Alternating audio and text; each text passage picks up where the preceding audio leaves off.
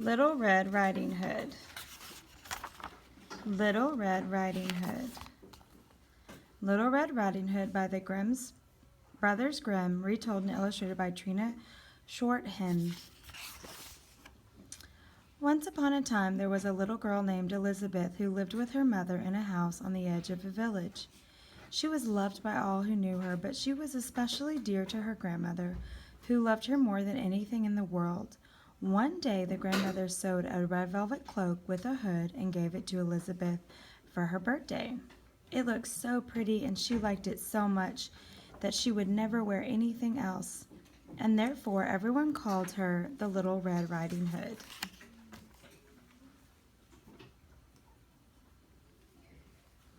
Early one morning her mother said to her, "Come here, Red Riding Hood, and listen to me.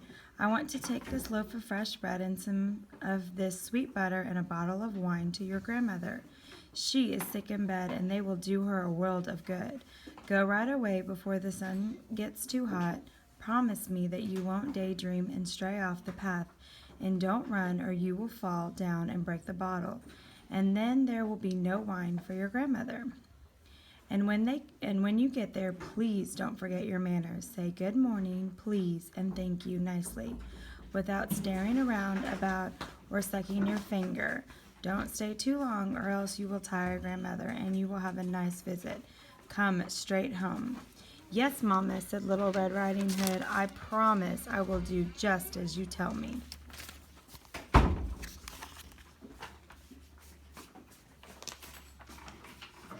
Now her grandmother lived in a cottage in the middle of the forest, a good half-hour's walk from the village. But Little Red Riding Hood knew the way, so she was not afraid to go by herself. When she had walked far enough into the woods to feel just a bit lonely, who should she meet but a sly and hungry wolf? She had no idea what a wicked animal he was, however, so she was not at all frightened of him. "Good morning, Red Riding Hood," he said. "Good morning, Wolf," she answered politely. "Where are you off to so early in the day, my dear?" he asked.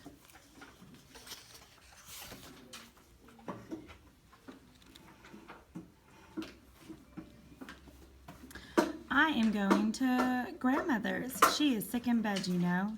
"Is that so?" he murmured.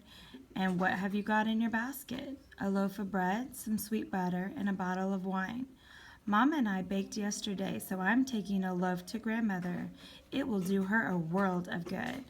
"Now, isn't that nice? And where does your grandmother live, Little Red Riding Hood?"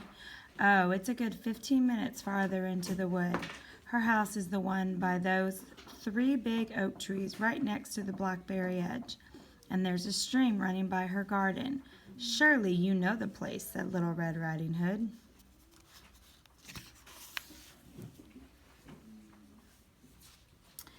The wolf thought to himself, "Aha, this tender little creature will be a plump morsel and a good dessert after the old woman. I must be clever about this so that I can make a good meal out of 2 of them." He walked along with Little Red Riding Hood for a while, making polite conversation. Then he said, "Just look at those beautiful wildflowers, Red Riding Hood. They are a sight even for my tired old eyes. For goodness sake, why don't you relax a bit? Look at the world and see how lovely it is. Why, I don't believe you even hear the birds sing or enjoy the sunshine. You are just as solemn and well-behaved as if you were going to school. Everything else is so gay and happy out there in the forest."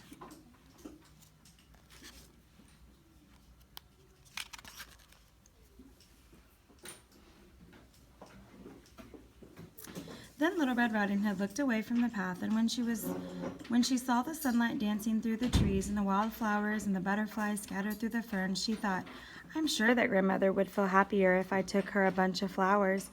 They are a sight for tired old eyes, I know, and it is still early in the day. I'll have plenty of time to pick them." So she excused herself, said goodbye to the wolf, and wandered off among the trees to pick the flowers. Each time she picked one, she saw another, even prettier, one farther away, and so she left the path and went deeper and deeper into the forest. Meanwhile, the wicked wolf went straight off to grandmother's cottage and knocked softly on the door.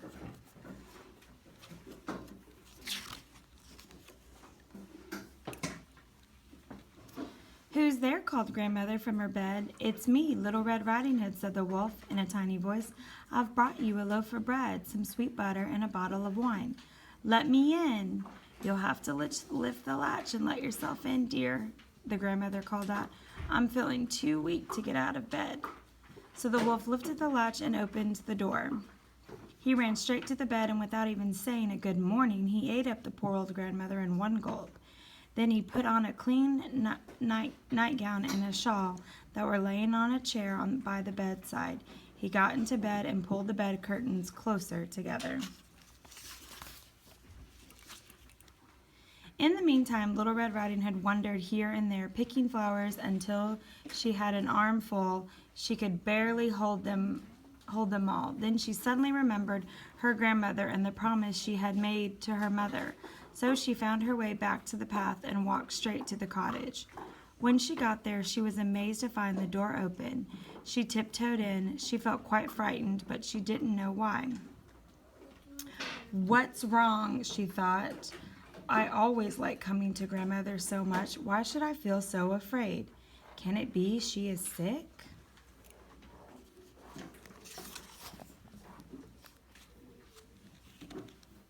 "Good morning, Grandmother," she called, but there was no answer. Then she went quietly into the bedroom and pulled the bed curtains back. There lay her grandmother, but she had drawn her shawl over her face, and she looked very odd. Red Riding Hood couldn't help but stare. "Grandmother, what big hairy ears you have grown," she said. "The better to hear you with, my dear."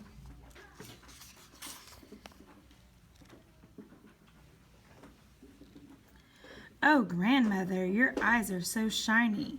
The better to see you with, my dear." "Your hands look so strange, Grandmother. The better to catch you and hug you with, my dear." "Please, Grandmother, why do you have such big sharp teeth?" "Those are to eat you up with, my dear." As the wolf said this, he sprang out of the bed and ate up poor Little Red Riding Hood.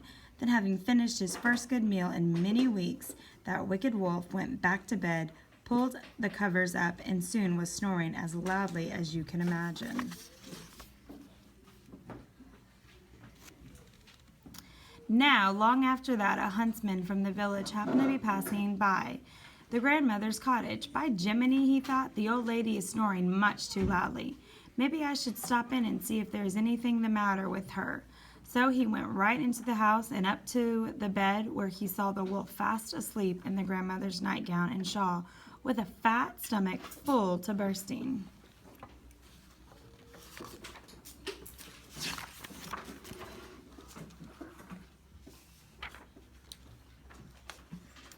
Right away, the huntsman guessed what had happened. "So here you are, you old sinner," the huntsman said. "I've been looking for you all these years, and now this is where I find you." He raised his gun to shoot, but when he wondered if the old wolf might have swallowed the grandmother whole, and if perhaps there was a chance she still might be saved, so he took out his knife and quickly killed the wolf while he lay sleeping. Then he carefully cut open the wolf's stomach.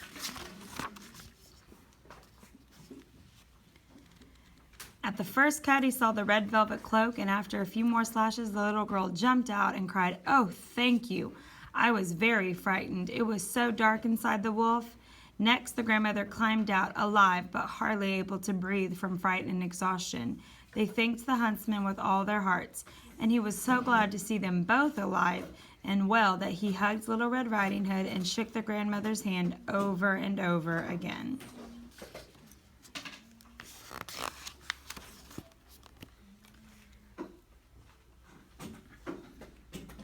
They were all quite happy. The huntsman skinned the wolf and took the pelt home to nail on his door. Little Red Riding Hood and her grandmother sat down together to eat the fresh bread and sweet butter.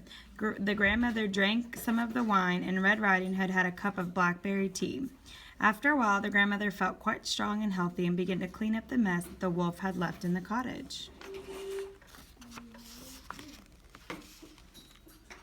As Little Red Riding Hood walked home through the woods, she thought to herself, "I will never wander off the forest path again as long as I live.